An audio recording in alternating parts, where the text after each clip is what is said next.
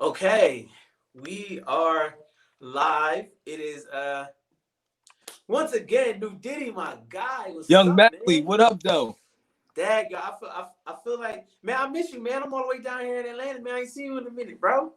Yo, man, listen, man, stay in the A and make some things happen, man, and bring some connections when you come back, man. You know what I'm saying? Say no more, my guy.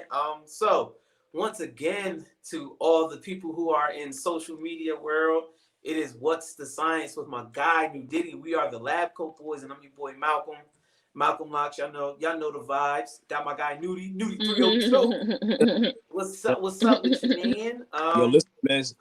So we have the privilege of having a very special guest, Crysta, Crysta Harris. I do apologize. Harris. You was trying to say my old name. Yo, listen, but me and Crysta go way back, man. Like we go way back, man. So I know Crysta pre marriage, and we went to Del State together. Of course, Yeah. the best, the best, not just HBCU, but the best college on the planet. Be clear, Del State Okay. College, not just Okay. black, but just period. Malcolm, you went to a PWI, so sit back, chill. All right, just I'm gonna go ahead and let you be great right now, bro. I'm gonna go ahead and let you be great. Go ahead, do you think, bro? I appreciate it.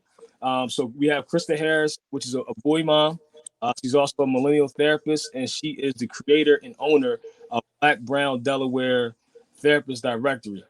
So that's a You big. said it right. I said it right. I said it right. I said it right. So we You know said it that right. AKA BBDT. BBD. Yo, I like BBDT. That sound like a $1 million, $1 billion company, man. Listen, speak it over me, please. Yo, that's stock exchange. Don't it, I Mel? man, I, I manifest everything coming to me, so just speak it over me. Listen, man. Absolutely. So Crysta, I would like if you can kind of give the people a brief introduction of yourself, of your company, and why you decided to start the Black Brown Delaware Therapist Directory. If you can kind of give us a little background on that. Yeah, so perfect. So kind of like what you said. So hi everybody that is watching and will watch once this is shared and reposted and whatnot. My name is Crysta Harris. Like Nudie said, I did graduate from the amazing Delaware State University, best decision of my life, and where I received my bachelor in psychology, and I also have my master's in counseling psychology. So some of like the fun stuff side of me. So I am a wife, and I am also a boy mom of a 2-year old who keeps you very well. He's about to be two, very very busy. And I am also a mental health slash millennial therapist. I say millennial because that is basically kind of the age group, the age range that I mostly work with. Um, and then I'm also an entrepreneur. I am the co-founder of a master planner, which is a planner that is geared to help students getting ready to matriculate into their master's program. So it helps them prepare for that next level and how to prepare and then how to choose majors within that field. So on top of that, I'm also the creator and the founder of Black Brown Delaware Therapist Directory. I know that's a lot to say, so it's AKA BBDT Directory. Right. Um, Basically, the definition is in the name, right? So the directory is a directory I created that is specifically for the state of Delaware, and it is specifically for Black and Brown mental health providers. So that's therapists, that's social workers, psychologists, psychiatrists, nurse practitioners, what have you. Those are the people that will be listed and that are listed on this directory. I created it because I saw that people were having a hard time with more so the things that have been happening in 2020. So you had COVID, then you had people passing away from COVID, you had people scared to get COVID, you had people scared that they were going to die from COVID, and then you had the racism, which just literally was out of control last year with the deaths of Breonna Taylor, Amar Aubrey, and the list goes on, right? And so all of those symptoms have been exacerbated, and then people that didn't have symptoms, they were nervous and developed symptoms during 2020. And in your group, that's been Black Matters group, somebody every day was saying, how do I find a therapist? How do I find a Black therapist? So I said, okay, no, something not right. Like, where's the resource, and why can't they find this, right? And I'm all about accessibility. I have a 2 year old, well, almost a 2 year old, so I need things to be easy. Time is of an essence, and I said Yep. I need something that's simple and easy for people to get to find a therapist that looks like them. Right. So I decided, I had the idea a year and a half ago, but because I had a kid and whatnot, life got away from me. I said, you know what? This question is coming up way too much in the group, and not just you guys' group, but everywhere. People were DMing me, messaging me, everything. And I said, you know what, Crysta, it's time to do it. Like, this is the time for you to create this platform. And so I created it, started working on it in like the summer, so June, July, and then I launched it November 16th. Wow. Okay. No, no, November 16th. So Yes. what? So what? So even becoming a therapist, what made you, like, when you went to school, what made you, like, you know what, I want to become a therapist? Like, your childhood that you see with other people, like, what made you want to get that field? Yeah, so good question. So I started taking psychology classes my what's that, 11th grade. So what's that, junior Junior. year, my junior year of high school. Junior year of high school, I was about to and say, don't I don't don't date yourself. Don't date yourself yet. no, listen, I'm young, okay? I don't know what you're talking about. You young. I'm a fresh 32, okay? But I took a psychology class in high school, my junior year. And I was like, I was really interested. I really loved it. And then when I went to Delaware State, that's when I realized that I wanted to be a therapist. So I have been asked this question a lot, like, what made you want to become a therapist? And I will say, which is kind of a typical answer in this field, but a lot of therapists that enter this field is because of what they have went through. That's usually the majority of the answer, and so that really is mine. I, which I've said this before, I wasn't raised by my dad. I don't have a relationship with him, and I wasn't raised with my mom for probably the first, it's like 12 years of my life. And so, as you can imagine, not being raised by your biological parents, there's things that is missing. There are things that need to be said and not said. There's tears that need to be cried out. There's anger that needs to be shown, and all the above. And because there was this void, I think that's what kind of fueled this passion of being a therapist. So basically, I want to be the person that I needed growing up. So Okay. I'm that support. I'm that ear to listen. I'm the person to not solve your problems, but to help you maneuver through your issues so you can come out, even stronger and better on the other side. So I am the person that I needed growing up, and that's kind of what fueled that passion for me. Yeah. No, I think that's important because a lot of things, especially as Black people, we have so many traumas to deal with, that the other side of America can never fathom what we go through. Not just being, Absolutely. it's just everything that's going around. Prior to COVID, it's always been Absolutely. that. But Absolutely. what is, in terms of the stigma of mental health? We as Black people, like we go see a therapist, or just say, like, man, that ain't crazy. Ain't nothing wrong with me. Like, why do you think we had that mentality when it comes to therapy? Going to go see a therapist. Well, I think it dates back hundreds and hundreds and hundreds of years ago, right? So, and this is kind of one of my passions, and what I'm doing a lot of like research and reading on now. Um, there is this term called, I don't know if hopefully I'm saying right, but Drapotonia. So it's like DRAP tonia, right? And so basically what that means is that, and this was a term hundreds of years ago. So like when a slave ran away and then they were caught, they were diagnosed with a mental health disorder. So let me run that back so y'all get that, right? So if you were a slave, right? You were a slave back then and you ran away and they caught you, you were diagnosed with a disorder called drapetomania. Now you like, what? That don't make no sense, right? And so you Wow. have to think, right? The psychology in this field, this was not created for us. It was really to keep us held back, right? And Ooh. so we had lobotomies done on Black and brown people. We're overdiagnosed and misdiagnosed with, especially with like schizophrenia or bipolar disorder. Words such as aggressive is used against us. Back then, because that overdiagnosis of schizophrenia was used on Black men specifically, then you were thrown into a psych ward. So when you get all of that history, it makes sense now. Like, wait, how did all of, like, why do we think we crazy, or why do we think we're less than or weak if we go, get help? It's because of what was perpetuated from all those years ago. And the more I started reading, I was like, yeah, no, the system, as in other systems, were not made for us. It was not built for us.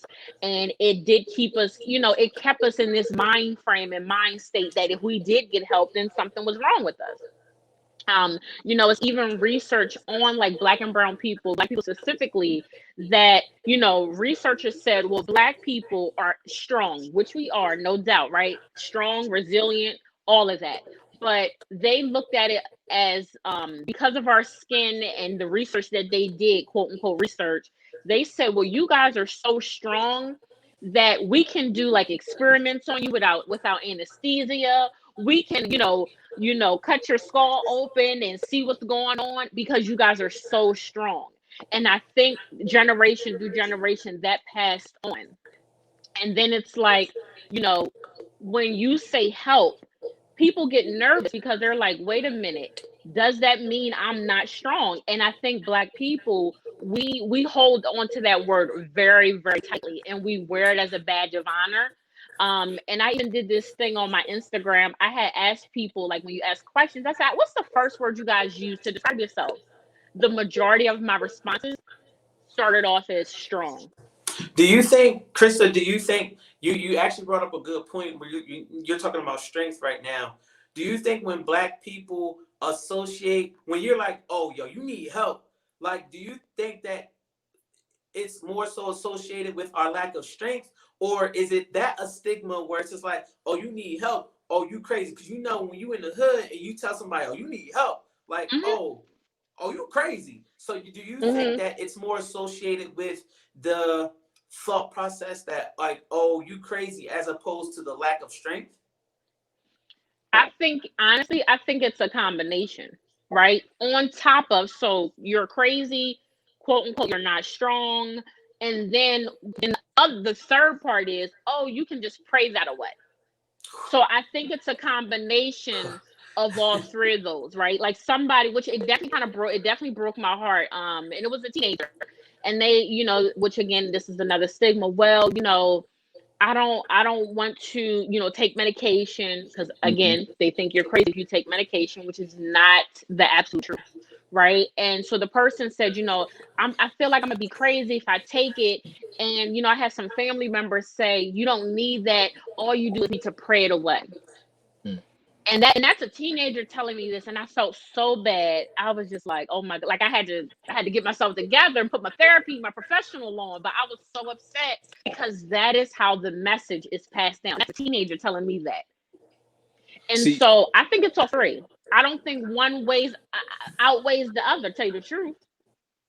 yes, yo, when you said this might not like a popular opinion, but me and Malcolm talk a lot, and I feel like even when you said it, when Black people, we're very, of course, we're very religious to prior practices that was passed on to us, right? But more importantly, we're spiritual people, and what bothers me a lot, the word prayer, right? When anytime something goes wrong, it's nothing wrong with prayer, but I think we use that as a crutch. You said like pray about it, right? Like, but faith without work is dead. to go and do the work. But I feel like just like that aspect of prayer kind of actually doing the work. So, do you think when it comes to like psychological, like some of the things that um, I guess we inherited, like those things like prayer, just, you know, like we don't actually go out and do, like if there's an issue, instead of me, trying to actually face it on or be a therapist, I just go pray about it. Do you think like prayer and religion held us back from doing, certain things, when getting help? Like even like I said, that'd be like a something that people would think about, but I think a lot. Mm-hmm. So So Nudie, and let me tell you this real quick. Yes, hold on. Let me tell you, your sound is messing up. is it? Yeah, it's going in and out a little bit, but we can make it out. I can Could you make it out. Yeah, could you hear the question? Like, I could. Yeah. So what I think you're saying is, do I think prayer has it held us back? Is that basically the question? right? Um, I don't want to phrase it that way. I think because I Oh, you went out. Krista, you went um out. Oh, there yeah, we that was go. me. Sorry. So yeah, so I don't want to necessarily say hold us back, right? Because I don't want to try and get nobody be Well, upset not or whatnot. But I think it has. I think it has acted as a barrier for a lot of people right. There we go. because I That's a think when you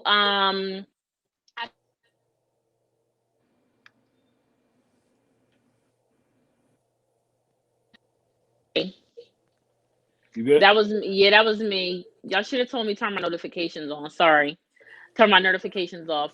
But I think it acts as a barrier, right? So I think because um which I do believe in the good Lord. I do feel like, you know what I mean, he got me and gets me through a lot of stuff and is currently getting me through some stuff. But I think that's not the end all be all. You know what I mean? It's just like a person that wants to lose weight, right? And they like, oh, I'm going to the gym, right? And so you say, oh, what's your diet like? Oh, I'm doing the same stuff. What you see what I'm saying? Like you can't have one without the other. Like you got to Right. do a combo. So it's like the same thing with your mental health, right? Right. That yes, you can pray, you can have the spiritual component and all of that. You can read your Bible verses, you can go to church, you can view the Sunday service on the live screen, but Yep. you also can see a professional to help and guide you through whatever the situation is. Right. Why does it have to be and or like why can't it could be both combination? Right. Right. No, that makes perfect sense. The reason why I brought that up, because I feel like, and this is my like, I'm a very spiritual person. I think Mm-hmm. when it comes to religion, a lot of things that we've taught, and not saying like religion is wrong, but the way we taught religion, I felt like some things it's a barrier, and the reason, Mm-hmm. Mm-hmm. not the spiritual or religious, but some of those things, it's a barrier that don't rely on ourselves as much and also do the work. I I agree. gotta go out and seek help or talk it out. You just can't sit and leave it all bottled up and think you're just gonna only pray. Prayer is good, but only just do that and say, you know what? It's God's hand. I'm good. I'm gonna be good tomorrow. Pray, Yeah, yeah. not work. Let me say this. So I made a post on Monday, right? And it was like to success or a recipe to success, right? So I had on there 4 cups of hard work, 3 cups of prayer. I said a half a cup of manifestation and a whole lot of consistency, right? In order for just think of that, when you have a recipe, usually there's more than one ingredient to your recipe. So oh, I just popped up with this, but yeah, I think to positive, stable, balanced mental health, physical health, you're just overall the recipe is just more than prayer, and it doesn't make it less than or more than. And so I think with your recipe you're gonna have to put some more ingredients into that in order to come out with the perfect recipe.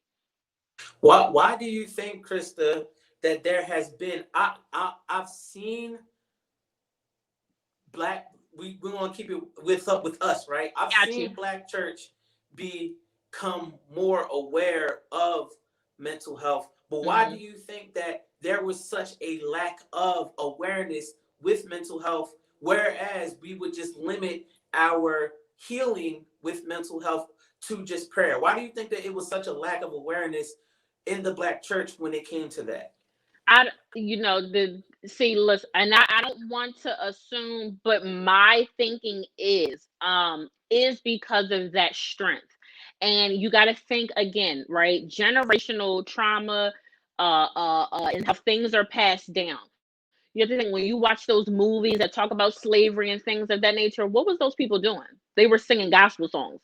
They were singing hymns like "Wade in the Water" and stuff like that to get them through a night, to get them through a day, to get them through a week, right? And those people, I'm sure, and even like the movies I saw, they're doing prayer, they're doing church and all that hidden, of course, or doing it in their own like area, far away from where their masters and whatnot could see or hear them.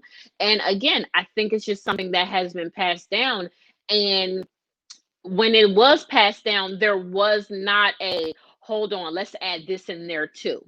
I think that's all they knew. And so because that's all they knew, that's all we know.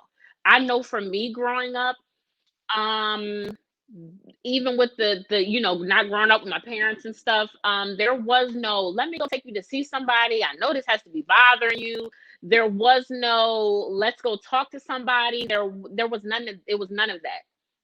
I went to Sunday school and I went to church every Sunday. I went to vacation Bible school and all of that. There was no therapy. Like my family was not talking about any therapy. My family still don't be talking about no therapy, like that. That's usually me like sprinkling my stuff in different conversations with my family. But I think it was learned, and it's this saying that I say to people, especially my clients, but it's okay to unsubscribe to the things that were taught to you or the things that you observe growing up, or even just being, an adult. It's okay to unsubscribe to those things if they no longer apply or have benefit or serve you purpose anymore. It's interesting. Unsubscribe.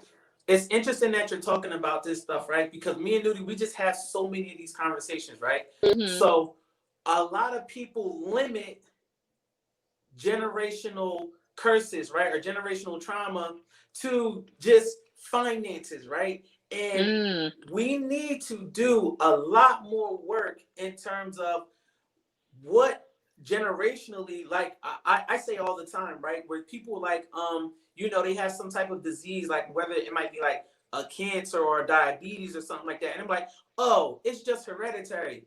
No, it's some of that, right? Because if you have some type of a trait in your family, okay, it might be passed down. But what has your family in terms of eating habits passed down to you that you still do, right? And the same thing when it comes to our emotional and mental well-being, right? What has your family lacked, right? And I'm not saying it in a bad way, because that strength thing, right? But what has your family lacked that has been passed down to you, whereas you might not have it all together in the head, or like you might not be able to facilitate a relationship for me, well, I'm not saying me in general, but you might not be able to facilitate a relationship with a specific person because there's been so many things that's passed down to you, and your environment has taught you to be a certain type of way generationally. Now you're like, oh, it's really, how do you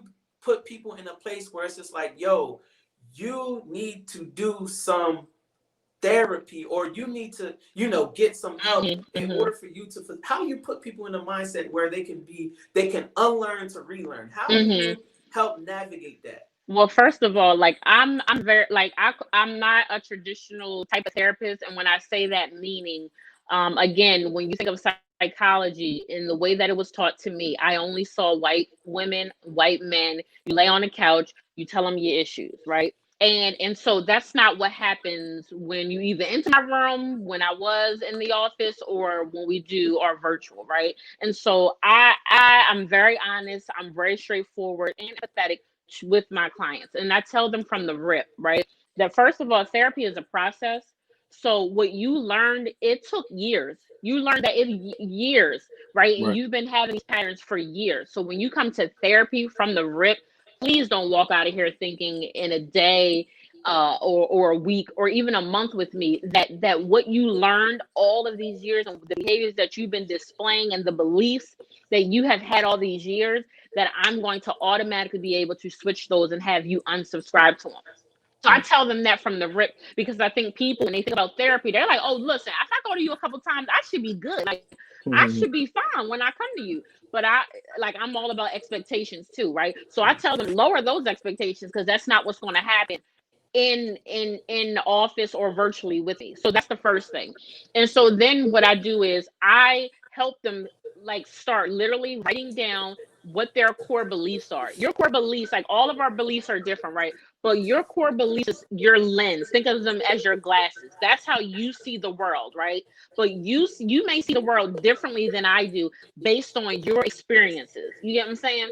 Yeah. So you know what I'm saying? Your experiences could be very different from mine.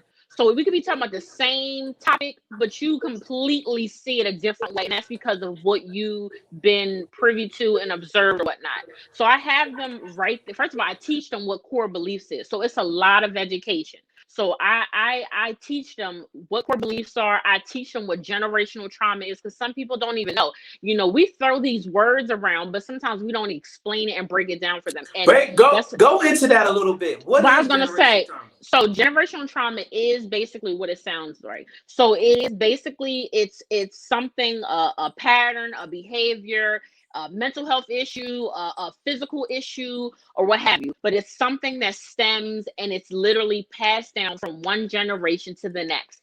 Even if you're like, say for instance, you know, somebody in your family that, you know, addicted to drugs, like let's just say, you know, parents or what have you. And you're like, I'm never going to do that growing up. I remember all those bad things.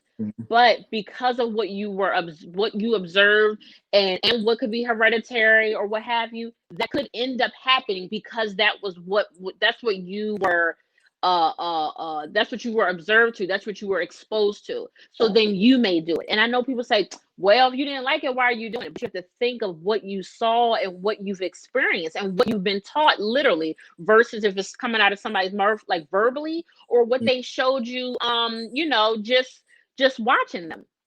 And I know it's hard for people to really believe, like, well, no, I'm not going to do that. And I have to be honest, you know, my parents, you know, definitely was in the drug and alcohol situation, right? And no, that's not me. But what I saw made me really kind of say, like, fight really, really hard to not go that path, right? Everybody is not fortunate or lucky or, you know, can do that. And it was because of protective factors. And what protective factors are, things that are surrounding you to help you kind of go a different path. And so because I was raised with my grandmother and my great aunt and my uncles and whatnot, I went a different path. My trajectory was different because of those protective factors. And everybody doesn't have that. Right. And so, you know, certain situations was set up for me to go a different path. And like I said, it's hard to pick and choose what those factors are for people. And so when you don't have certain things in place, or you have a certain mindset, that's another thing, right? Like being taught resiliency or being taught how to cope with something, those are also tools. And if those things are not shown to you and they're not taught to you, that also plays into you falling into that trajectory. Like, I gotta be honest, like this thing called an ACE score, and I want y'all to look it up. It's ACE. Okay. And basically, and it's a list of 10 questions, right? And so I can't remember, I don't want to throw off to say the wrong numbers, but if you answer yes to a specific certain question, basically it kind of shows you where your life is supposed to be. And I have to be honest, out of those 10 questions, I literally, I think, hit 8 or 9 of those questions. Like one of them, for example, could be like, did you grow up with a parent with a mental health issue? You know, was there like abuse in the home, or like, you know, things like that. So it's 10 questions. And, you know, according to my ACE score, I wasn't supposed to be sitting on here talking to y'all. You know what I'm saying? Like, I wasn't supposed to be graduating from Dell State or getting a master's degree. Like that wasn't supposed to be my trajectory, because I'm technically a statistic, basically, right? Like I said, I didn't grow up with a mom and a dad, you know, and my mom, you know, came into my life later. And so basically, based on those things, like my life was supposed to look different. But because of those protective factors, because I was taught, like certain things to change that trajectory, that's what helped. And that's what helped me stop passing some of what I saw and what I learned. Passing it was going to stop me from passing it down to the next generation. And that's like really a big thing with me about generational patterns and curses, which I don't really like the term curses, because I feel like you can change the trajectory of that. So I really say patterns and behaviors.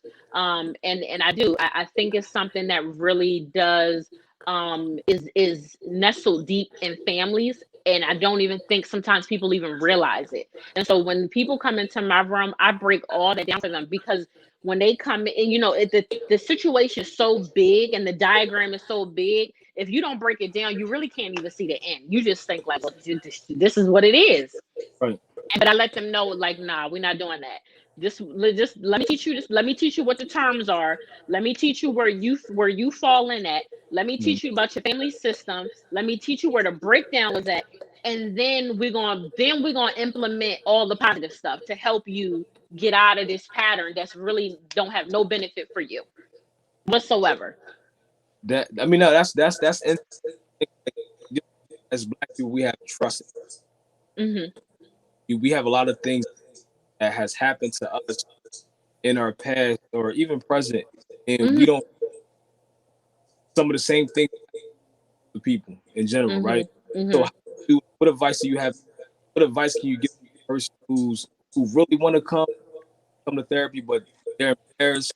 They want that whatever pure and they can trust you. Like, what advice do you have?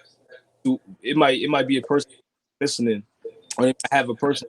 Oh, y'all need to go to therapy.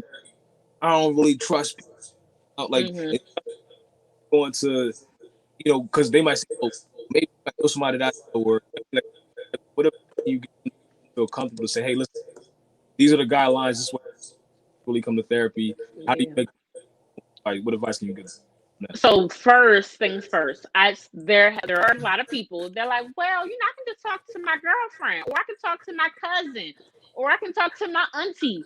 You know what I'm saying? Or I can just talk to my parents or my homeboy. It's not the same thing. It's not the same thing, right?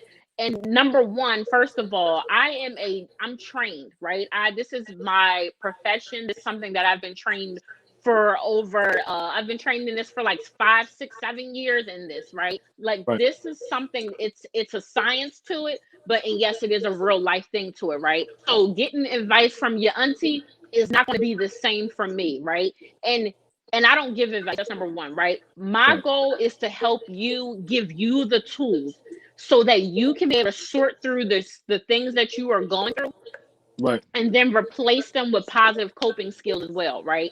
Like when you go to your auntie or your homeboy, I don't think he always giving y'all positive coping skills either. You know what I'm saying? I don't think he's telling you about generational patterns and curses and trajectory of your life. I don't think they saying that. You know what I'm They saying? not. They not. And so and let me be clear, I don't throw all those big terms all around like that in session either. Like we break them down and then we use regular terminology. But which again, this is why I think people trust me, because I'm meeting them where they are at. You know what I'm saying? Like, I'm going to meet you where you at. I'm not going to make you feel like, well, you're here and I'm there just because I'm the one with the degree, right? At the end of the day, I'm still a person at the end of the day. And so when people come into my room or they meet with me virtually, I think they get a sense of that. And I think that's why, I think that's why people want to work with me and continue to work with me, even when I'm like, okay, I think our time has ended, and I think that's the major part. That's the number one thing about therapy, is the therapeutic relationship. Without that, you won't be able to get nowhere, right? And sometimes it takes months. When some of my people that I work with, because they don't trust, maybe because they saw a therapist that they didn't really fool with like that, or connect with, I should say, or even if they just don't trust the process from the beginning, that building that relationship, that's like 90% of the work right there, honestly. Like, you're not getting nowhere if a person don't trust you, or they feel like they understand you. And that's where I spend a lot of my time at right there. Right. I have someone to ask a question on the live. they said, when it comes to insurance, therapists are so selective in the insurance that they accept. Like, how does that insurance work? So you said when a person has insurance, you said the therapist is selective. Yeah, he said why are therapists so selective with the insurance that Um, so there's a lot that goes into insurance. So I don't want to speak for all therapists, but with certain insurances, you have to think that therapists are providing a service, right? And so, of course, we want to be reimbursed. Yeah, reimbursed as well. And so sometimes with insurances, depending on what insurance it is, there sometimes is a lot of hoops to jump through on the back end. So instead of a therapist going through those hoops, they would rather not take certain insurances. And again, all insurances are different. All insurances in different states are different. So again, some are easy, like, okay, cool, this is what you have to do, boom. And then some want you to do all of these things, and it's overwhelming, especially if you have a therapist seeing 15 to 20, 25 clients a week. That's a step that you would rather not have in your day to day. You would rather not do that. And so that's one of the reasons why they would rather not maybe take certain insurances. So I'm this is a question. I actually, one of my really good homegirls, um, she got like I believe she got her MSW from Columbia, and Okay. she went into therapy and counseling, right? And we had a Mm-hmm. long conversation last week, and I actually asked her, and I wanted her to be as real transparent. I want you to be very transparent, right? Okay, what is it? Who is the therapist for the one who gives the therapy? How do you put yourself in a position where you're taking in, and I don't want to get too deep into energies and things of that nature, but Got when you. you're taking in all of that, how do you put yourself in a space where you decompress, or because I know you're human, you have emotions, and sometimes you can kind of really like, damn, like, whoa. So how do you put yourself in a place where you can decompress and you can continue to give the people the service that they need in order for them to get better? That's a good question. So number one, I do have my own therapist, right? This is a field where I don't care what everybody has, like their specific population they work with. Some may be, a little bit more intense than others, right? So, but it doesn't matter what population or what form of therapy you're doing in this field, and doesn't matter what race you are at or ethnicity. That this field, you absolutely a therapist should have a therapist. Mm. I've been working with my therapist probably for it's been about 2 years now. And there's this thing called counter transference, right? So like what that is if a client says something and it like triggers me to, like, let's just say they talking about marriage or something, and they say something, I'm like, oh yeah, that's me too. And then then the therapist start telling their issues. That's what you call counter transference, because something that they said then triggered you, and now you're putting all of that onto the client, right? So you don't want that to be happening, and that should absolutely not happen. So for people that are listening now and that will watch this, that if you have a therapist that's telling you all of their stuff, that's not right. That's not the right one. You need to tell them, or you need to go find a new one, right? look And they so you need to go find a new one, y'all. That's not it. I'm telling y'all, that's not it. And don't get me wrong, I share a little bit, but it should not be about therapists, right? And so you definitely, all therapists should have their own. As far as like me, it's very, very hard because I think people sometimes don't look at therapists as human. I think, and you forget that the person on the other side has feelings. And so, there's times where I have to work through, like, there's a situation that I'm going through with my grandmother now. That's a really, really difficult situation. And it's not funny, but I was really just thinking like, oh no, Chris, it's time for you to make your appointment, because like I definitely was sad at one point, but as soon as my session came on, I was like, Happy New Year. Like literally, like I just wasn't that a little 5 minutes ago. But when I go into that room, I have to put that to the side, and I have to have my client as my number one priority. So it's very difficult.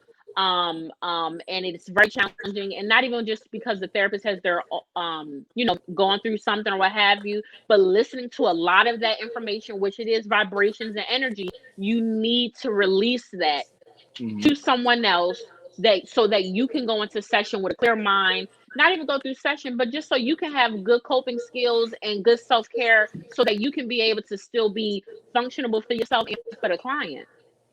Right. No, not. So yeah, I got my person, and she the bomb. Yeah, I checked in with her, and I'm definitely late because what's today, the 17th? I should have had my session already. So let me ask you a question. So what could a person expect to pay for a therapist, and typically how long should they be in therapy? If those, just, it might be some questions that people might have in my. Yeah. People always like, yo, man, therapy too expensive, man. I think I'm cool. Yeah, that kind of kills me a little bit, but so everybody's different. Right. And I know you have a lot of people in this group that's from probably all 52, 51, I mean 51 states, probably everywhere, right? So Yeah. so it depends on the provider. It depends on your insurance. There are some providers, they do not accept insurance, right? Like the therapist that I see, she doesn't accept insurance, so I pay out of pocket. But see how you made that sound? And I know people say, oh, it's too expensive, but I feel like, that's I the real. know, but this is my thing, right? Like, if you, and I hope this may sound shady, but I feel like if you can stand in line to get Xboxes, PlayStations, I feel like if you can go to Champs, go to what's those new sneakers? So I got all the sneaker apps on my phone because I'm in the sneakers now. Give me a sneaker app. If you can go to them, Kicks on Fire. Kicks on Fire, that's what I got, was on the day. If you go Kicks on Fire, if you can go buy Yeezys, if you can go spend money on extracurricular activity, then you can afford to spend money on making sure that your mental health is in line. Because let me be very clear, right? If your mental health is not in line, it throws everything off. It really throws you off. And people don't look at it like that. Some people look at mental health and like even physical health, they look at it so differently, right? So if something's wrong with you, if you have a cough and the cough hasn't gone away, what you gonna do? You're gonna go to the doctor. Right? Like, you're going to go get your checkups, right? Well, you should be. And so that's the same thing with mental health. Like, if something is not in line, this is one of the symptoms of like, hey, you should see a therapist. If things are not in line, if your energy is off, if you notice that you having a lot of issues in various situations, if you notice that you're just having, not feeling the best, or maybe feeling depressed, or maybe feeling anxious, or having symptoms like short of breath, or you waking up in the morning and you just not happy, and it's been going on 3 days and 4 days and going into 2 weeks, all of those things, you should go absolutely check in with your physical health, go check with your doctor, but also go see a mental health a therapist or specialist to kind of check in, to help you maybe kind of identify what are some areas that you're struggling with. So therapy can range from, a session can range from $75 to $250. It depends. It depends on if you get individual therapy. It depends if you are, getting marriage and family counseling. It depends. Everybody is different. So I can't really speak on prices per se, like specifics, but those are the ranges. But honestly, you can be able to make this work. You can also talk to your therapist. You can do this in the beginning, which I encourage people to do. Like, you can interview your therapist, which I absolutely encourage people to do, and people don't know they can do that. And so you can ask them, like, if they do out of pocket or what have you. You can ask them if they do sliding scale. What that means is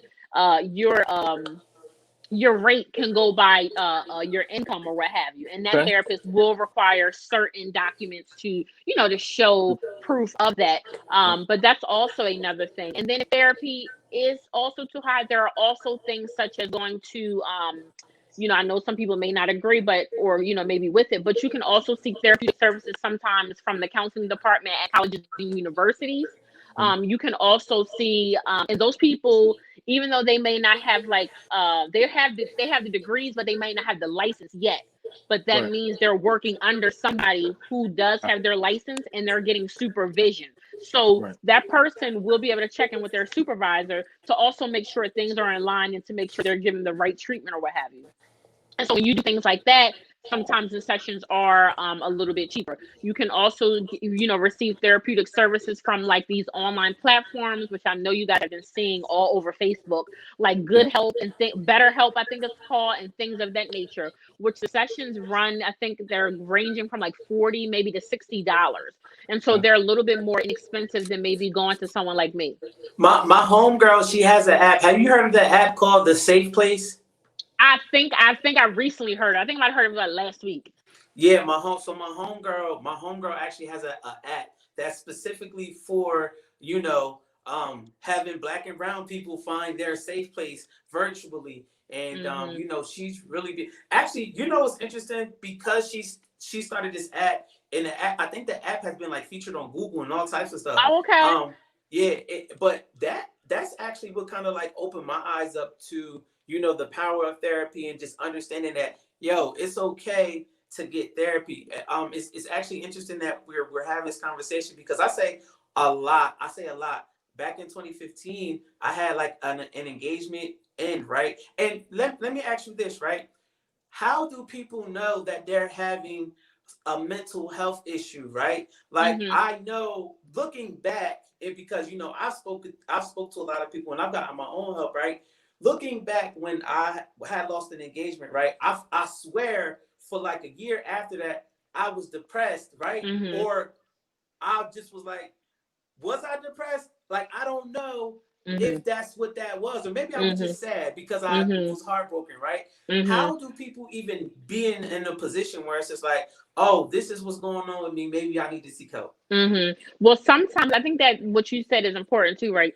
Like when you're going through something, like in that moment, it's hard for you to be, Mhm. what's the word? I can like to be open minded to be able to see what's really going on because you in the midst of the storm. You know what I'm Mhm. saying? And so, but a lot of times, people will tell you that love you, that they're gonna pull you up and they're gonna tell you like something's off, right? So you're gonna people are gonna that love you are gonna tell you, friends and family are gonna tell you, and then there are signs to look for. So like honestly, even the fact that you have to question it, I still would just check in with somebody just to Right. see like, well, these are the things I've been experiencing. And and maybe it's not depression per se, but something definitely shook you because of a situation that you encountered, right? So things to look for, which I do think people overuse the word depression and anxiety. They throw it around a lot, right? But basically, what happens is if starting to notice that you're isolated from people and loved ones, if you notice like your appetite changes, right? So that could mean you're not eating at all, that could be means you're eating a lot and that's usually not you. If you experience sadness, right, and I don't mean just for like a day or two, but if that sadness is going into like 2 weeks, that's usually like the baseline for a lot of mental health disorders. For 2 weeks, then yes, there could be a situation going on. If you notice like physiological symptoms like headaches, not sleeping at night or oversleeping. If you notice like your heartbeat, racing real fast at certain times, and you like, hold on, what is going on? Your breathing is shallow or not going right. If you're sweating and you're like, it's not even hot, like what's going on?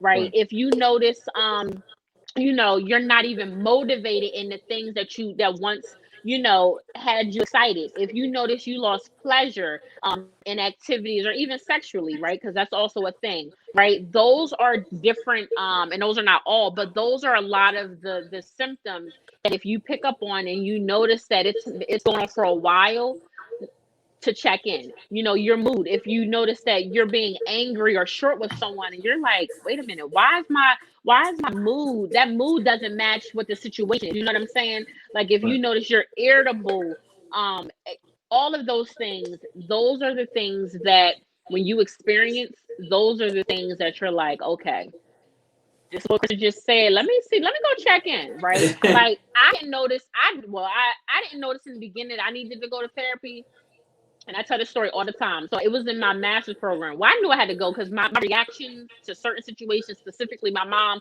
like the reactions was crazy. Like they were like OD. And I was like, Crysta, and I felt horrible. I felt bad. And I was like, yeah, something ain't right, sis. Like you really getting upset. And then you crying afterwards.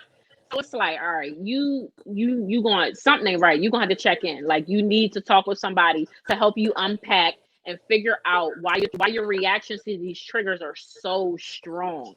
And so that was like my sign right there. That's That probably was good. a lot, but yeah. No.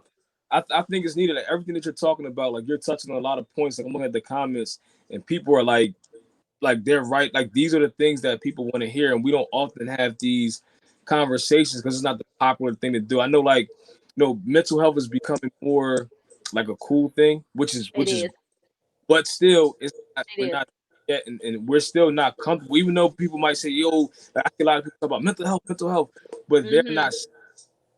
You know what I tell people, which mental health is definitely like a buzzword like this, Right. but I don't even care. I don't even care. As long as my people are getting help, I don't give a damn if it's a buzzword or not. Go ahead and get your help, sis. Go ahead and get your help, bro. I don't even care what word it is. And the fact that you have you have people like Jay-Z talking about therapy, which I posted that, right? You got Lil Durk talking about how he's going through challenges, right? You have people like Eminem talking about it. You have people that are actors and actresses. You have TV shows, which I was watching the girlfriends, and they were even talking about therapy in there, but because I was young when it came out, I didn't pay no mind to that. Inside the show, Moesha talking about mental health, right? Because I was young, I didn't even peep all that. You have so many shows now that are bringing mental health to the forefront. You have Taraji P, Jada Pinkett Smith, all of that, because it's needed. Because it's and now people are comfortable. Like, hold on, they talking about that? Oh no, that means all right. I can do this now. It's becoming a thing. I feel more comfortable. I'm gonna talk about it. And let me say this too, because I named a lot of like physical and physiological symptoms. It doesn't even have to be that. It doesn't always have to be that either, right? If you notice that you're like, let's just say, for instance, I think, like I said, if you notice that when you are in different types of relationships, friendships, family, even significant other, and you notice like certain patterns are being shown in those type of relationships and problems are occurring, that's also a sign, right? And anything that you are experiencing, if it's affecting you mentally, physically, socially, if it's throwing you off educationally, those are all signs to go and just talk and just see if something's wrong, right, or off. You don't even just, and this is what I tell people too.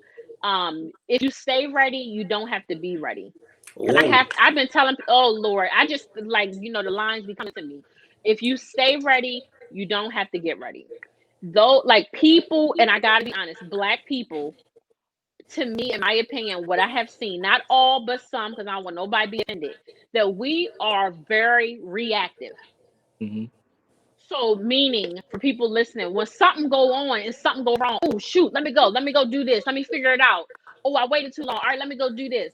Versus, oh, nothing's wrong, but let me take some steps to just ensure that I'm cool. So when something does come, you are good to go through it and be calmer. If you know what I mean, like, just be proactive versus reactive.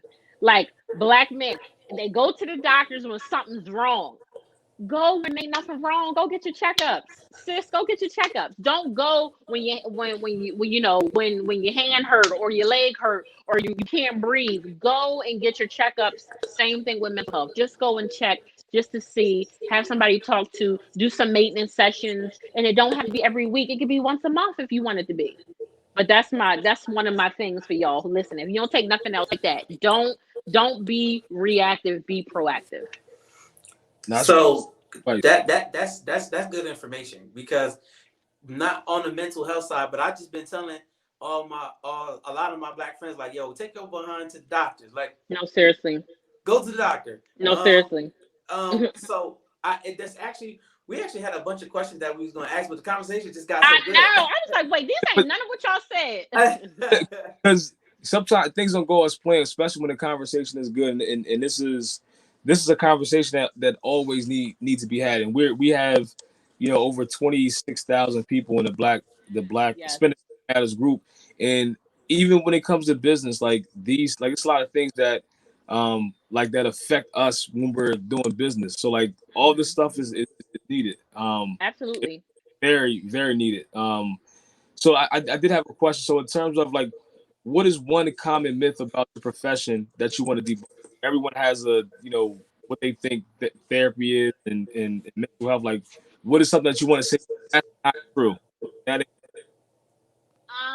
Let me see. So so I have two. So one is for, I guess, just my regular people, right?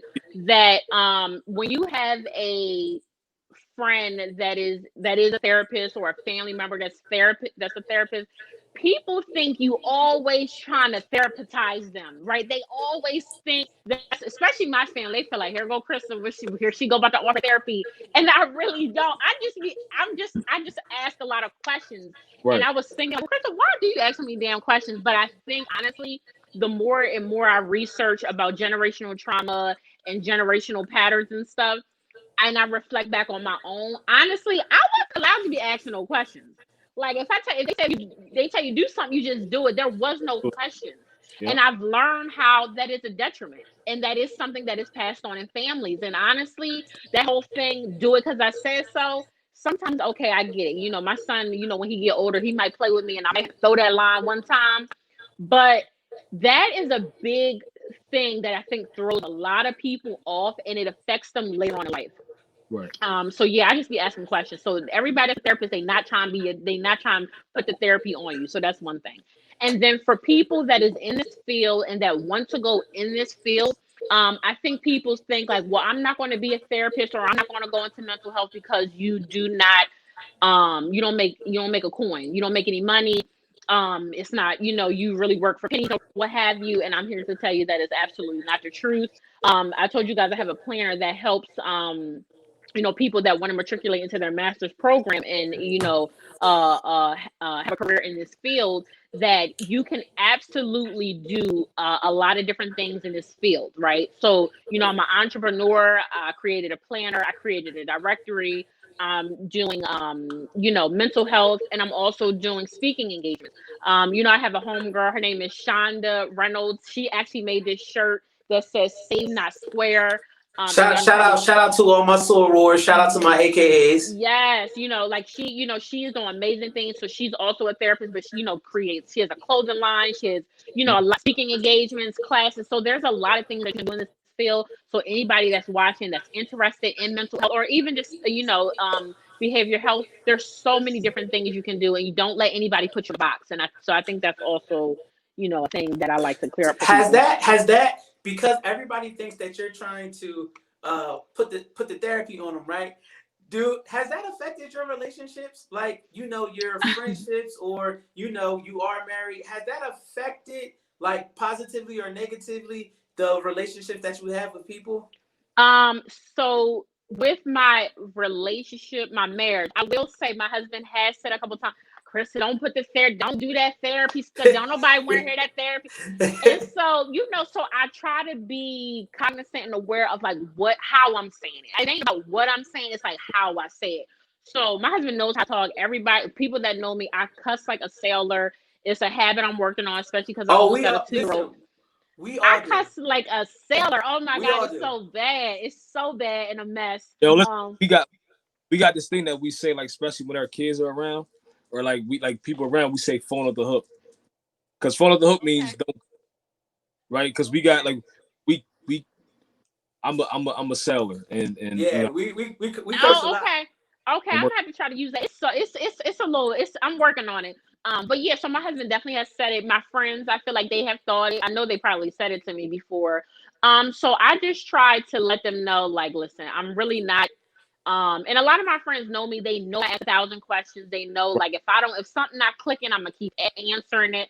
And so, or keep asking it, or what have you, or ask it a different way. So yeah, it's thrown a couple relationships off a little bit, but we got it back.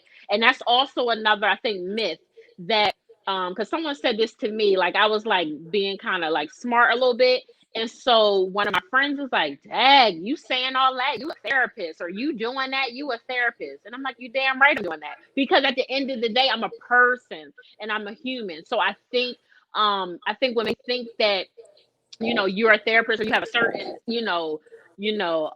job or career, what have you, that you're not supposed to do certain things. But I tell people all the time, I mean, I'm still Crysta at the end of the day. I'm definitely refined, more refined than I was, but I'm still Crysta at the end of the day. So what are your goals? So with the directory, what are you really trying to? What's your goals? What are you really trying to do? Because as you said, we got a ton of people who are always. Matter of fact, somebody actually, I want to bring it up real quick. Go ahead. Somebody actually, Sharon, my homegirl Sharon, she actually asked for Black male therapists. Never, you know what? I've been watching this show called You, and Okay. I haven't so heard that. who, Lord Jesus. So this guy, he's like, basically, he's obsessed with women that he dates. So he's so obsessed with him that he does like a psychological assessment on the person that he's dating, and not only the person that he's dating, but everybody in all the situations that's around that person. So he literally follows the person that he's dating or he wants to date around and really like does a whole psychological assessment, right? No.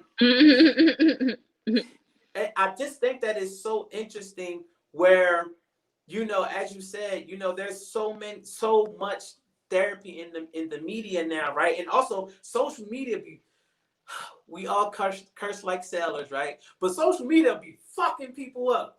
So how do you that specifically? How do you've probably seen a lot of people get really messed up in the head through social media?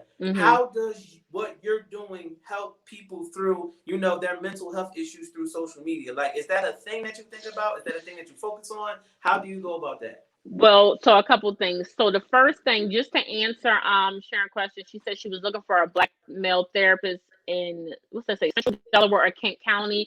Yep. So because things are virtual, the majority of the providers that are on the directory, which I do have some in queue, so you'll see more refreshed on the directory tomorrow, which is a good thing for me, because I have to say that because so many people went to the site, that I had to expand the memory of the site, because so many people have been going to it, and I was not able to support it with how many people have been going. So I had to expand that. So it's going through a maintenance check. But so you'll see some more providers on there probably tomorrow, if not Tuesday. But if now, because it's virtual, there is a private practice that is getting ready to be added, and they have several Black male therapists, and it's called This Is Your Center, Sharon. So if you Google This Is Your Center and you go to their page, you're going to see several Black men on there. And there is one Black male on there now. And he also has a private practice, and there are a couple of more Black males at his practice as well. So please go to that directory and go to Google This Is Your Center, and you'll see the Black males. And then the other question you had, Malcolm, I think you were saying, like, what's the goal of this? What's the goal of the directory? My overall main goal is it's a two-part for the directory. So for the people in the state of Delaware, it's honestly for Black and brown people to never have to ask, where do I find a therapist that looks like me? Where do I find a therapist? Like, I want BBDT, Black Brown Delaware therapists, to literally ring throughout the state of Delaware, so that when people say, and they say in this group, where I find therapists, which I've already had, people are throwing the link at them. I'm like, oh my God, people are really sharing this link. Like, they know, like, people are like, yo, I just told all my friends about this. I've been sharing it. That's what I want for the state of Delaware, to be able to go here and be able to find that therapist.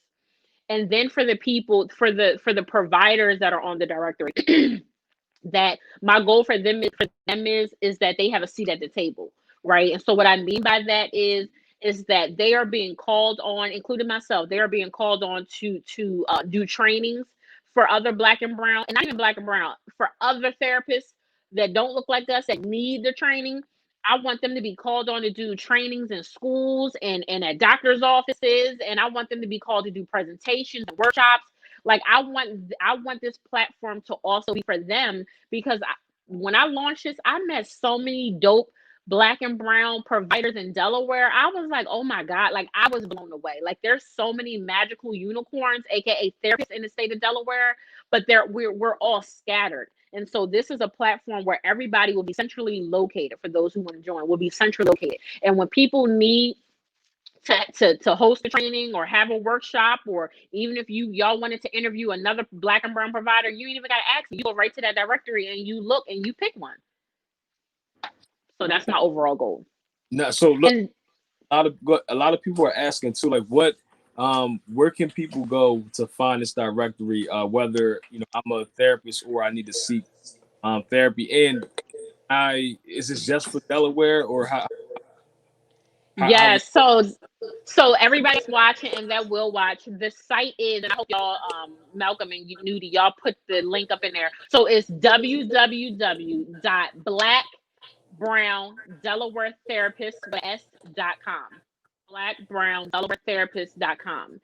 And for this directory, it is for providers that are licensed in the state of Delaware. Now, if you are a provider, a therapist, or what have you, you can be licensed in other states, but you have to also be licensed in the state of Delaware to be a part of the directory. For people that are looking, you do have to, those people have to be licensed in your state in order to serve you.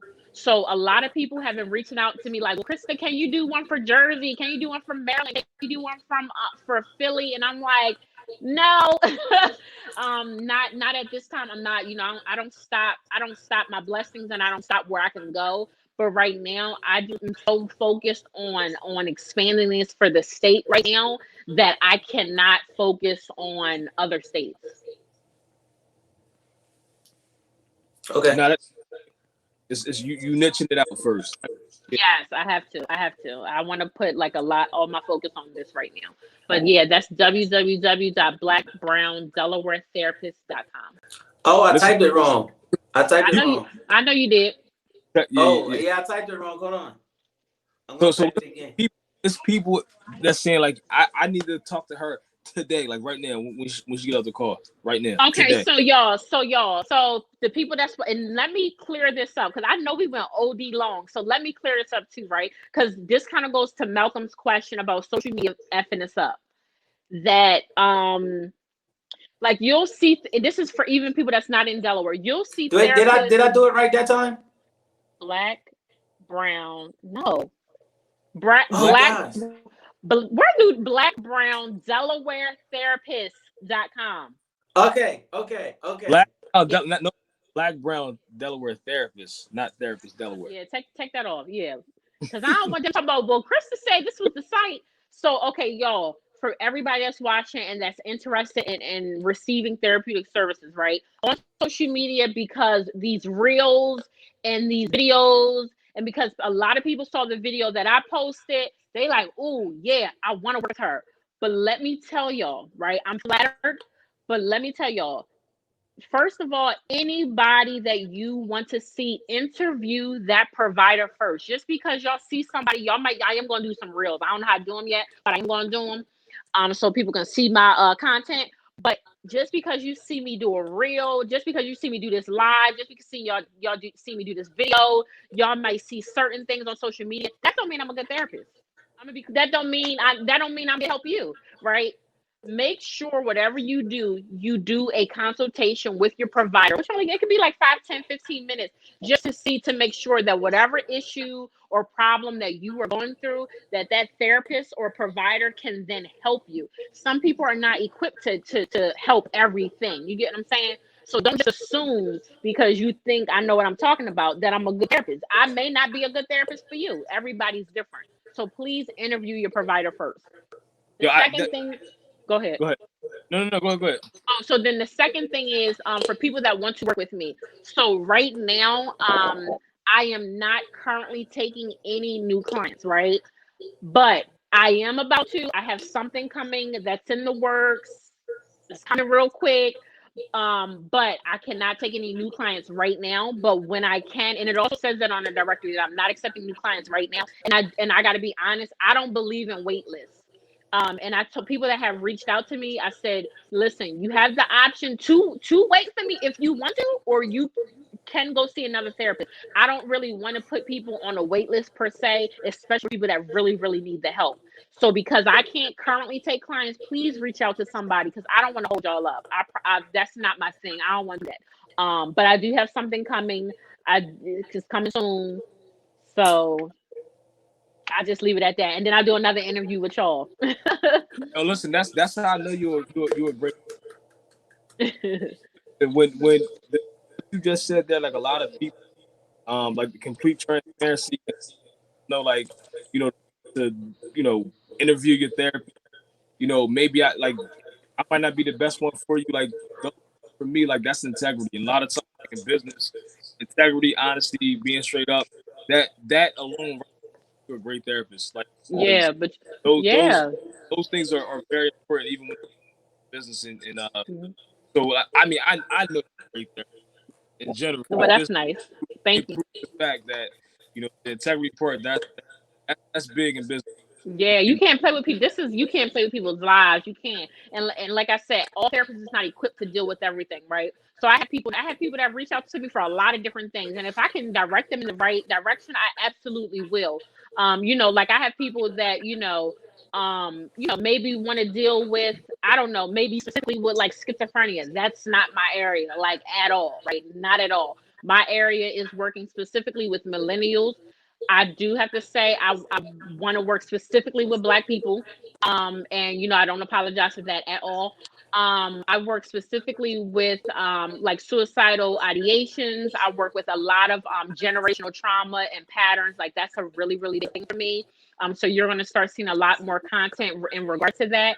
And then I'm all about really kind of educating people about mental health and showing them that it can look different. It doesn't have to look like what you see on TV because sometimes that'd be the wrong thing.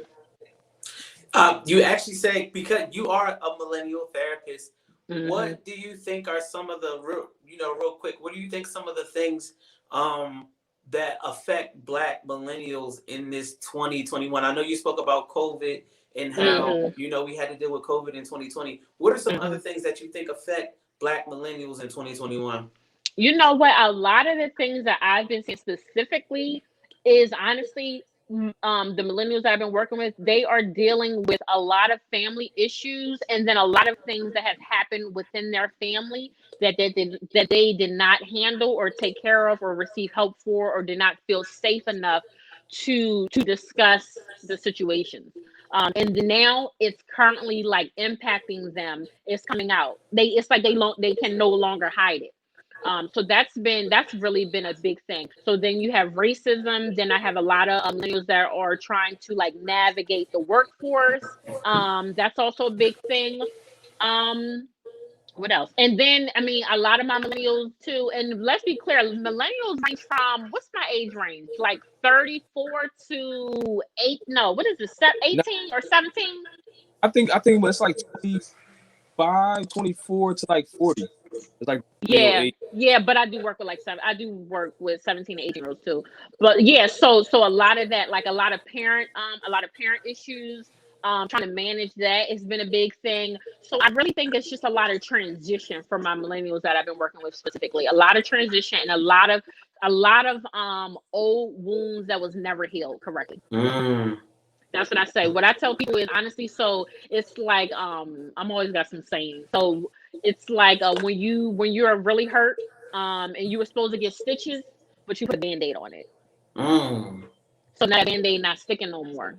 So that's what I'm dealing with, a lot of like unresolved trauma, a lot of unresolved issues, a lot of family stuff that's coming out and affecting them now. Whew. Man, Crysta, you awesome. Thank you. I appreciate it. Black girl magic and all that. Oh, I appreciate it. Yeah, I appreciate you coming on. Nudie for like weeks was like, yo, we gotta get my homegirl Crysta on. Nudie played. Oh, look, at the time, like when you hit us, yo, we had so much stuff going on. I'm like, yo, listen, like, we gonna get her on. We gonna get you on. Yeah, So but you know what? Everything happens for a reason. I believe. I truly believe that. So this was the right time when the yeah, directory first launched. I mean, I was on so much stuff with this directory. Oh my goodness. So yeah, this is the right time. And so I just want for those, and then for those of you who are reaching out, you guys can follow me. I am open to questions. I do also say this just because you'll see me on social media, that don't mean I necessarily can answer the question right away. Like I've been trying to like organize my days, so I try to answer like a lot of stuff on a specific day. But yeah, definitely follow me at Crysta.n.harris. Again, Crysta.n.harris, and then you can also follow at BBDT underscore directory, where there's going to be a lot of information on that directory page. I'm working on content now to start having that come out very consistently. So yeah. nah, that's dope. Listen, can we expect some digital products like a book?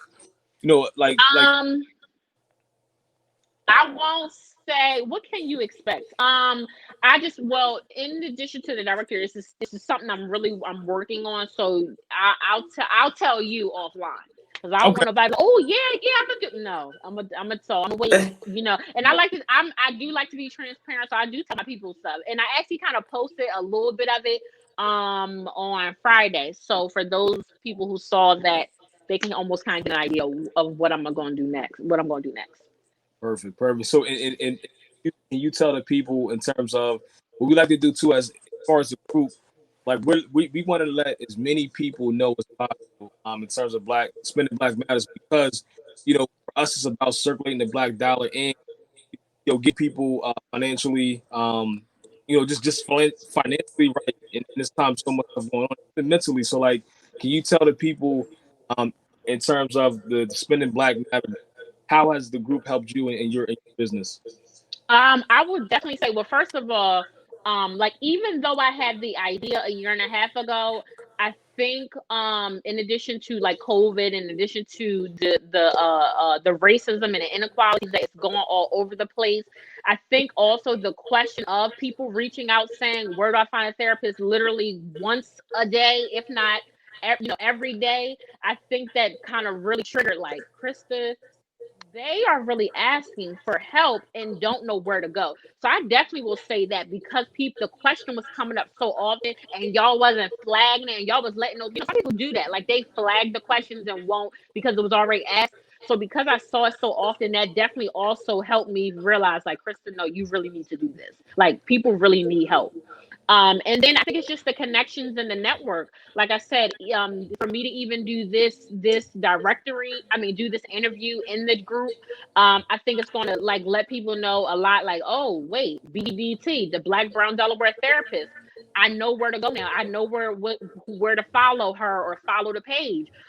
So I think it definitely is networking opportunities, and it helps my overall goal of spreading this message across the state, and not even just this state, other states, about how important mental health is, whether you live in Delaware or not.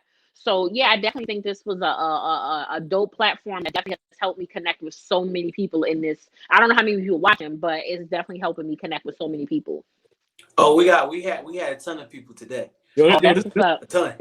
I think this topic, and just like, even people have been asking us about mental health and things like that. Mm-hmm.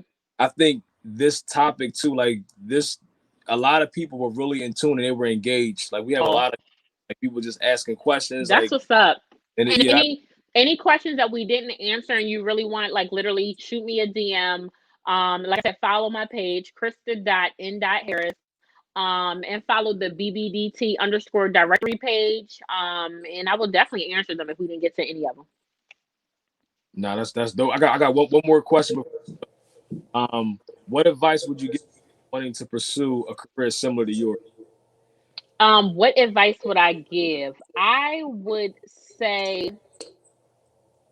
don't let people put you in the box and go after it, right? Like this is my thing, right? I'm all about dreaming, right? And I'm all about manifesting, but I think people I think people like stop at that. So any dream that you have, don't stop there. right?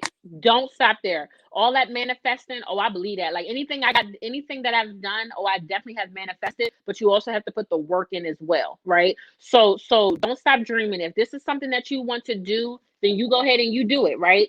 And my journey may not look like your journey and vice versa. So don't let nobody put you in a box talking about, oh, you should do this, you should do that. You know, people always gonna tell you what you should do, but they don't be doing it. They don't be doing it. So go with your dreams, follow it. You know what I'm saying? Get a mentor in this field, because it's so broad, it's so big and diverse that you can get lost. So definitely get an experienced mentor, if you can, and valuable connections, in this field. Those would be my major advice. My major advice for y'all. That's dope. New Diddy, where they following you at, man? Oh man, so Nudie302 on Instagram and Twitter, Nudie Felton on Facebook, Nudie Felton on LinkedIn. I'm still not on TikTok, ladies and gentlemen. I'm gonna leave that to Malcolm, man. Malcolm's my guy, TikTok guy, man. Why are you not on TikTok yet, Nudie? Not, but I am on Clubhouse. Are you on Club? We gotta do a Clubhouse. I feel like this would have been Listen. been so good for Clubhouse. We just got group.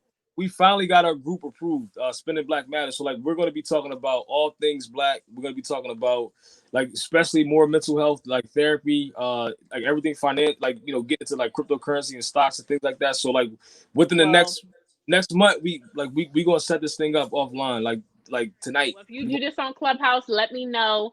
Yeah, if you do this on Clubhouse, let me know. I definitely will do it. Man, I mean, look, listen, if y'all want to do a follow-up to this on Clubhouse, I'm with it. Yeah, okay.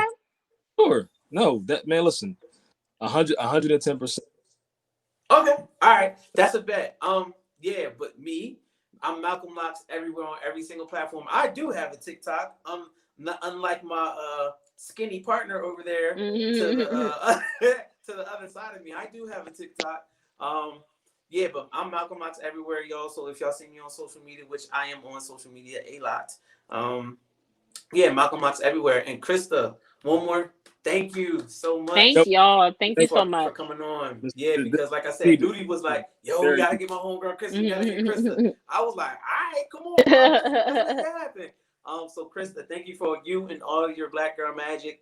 In this field, we appreciate you and appreciate everything that you're doing in this field and all the help that you're giving to people, us who need it. So thank yeah, we gotta do a part 2 to this. Maybe we could we'll talk about this offline. Yeah, we'll talk about it. Clubhouse follow up. Yeah, we'll definitely do it. Everybody who's listening in social media world, to the Spending Black Matters group, stay tuned. Our directory of Black businesses is on the way. Website also now done soon. Yeah, it'll be done soon. Not only will it be a directory of Black businesses, but if you have a product, a business, or a service, you will be able to build your own page on our platform. So stay tuned for that. We will be having a VIP group very, very, very soon. So the extra stuff, yes, it is paid. So all the extra stuff will be coming along with the VIP group. We are also discussing a Black card. So we will be in the position to help you guys. If you're a part of the membership program through Spending Black Matters, you might be able, well, not might, if you join the program, you can get a discount on the businesses that are within the group. So stay tuned for all that cool stuff that's coming up. It's coming. Thanks for being patient. Like we started this maybe in what I want to say June. Well, June, yeah. So like a lot of things that we want to do is like it takes time. With all great things, it takes patient. And Crysta, once again, listen, thank you. This I know you understand. Absolutely. I know you open, but it's we need to do more of this, make people more comfortable and get out as much. I agree. They need this information so they can, make an informed decision. I agree. I got y'all. Just let me know. Yeah, and then we'll work it out. Awesome. All right, people. Thank you very much. Bye. See y'all. All right. See y'all.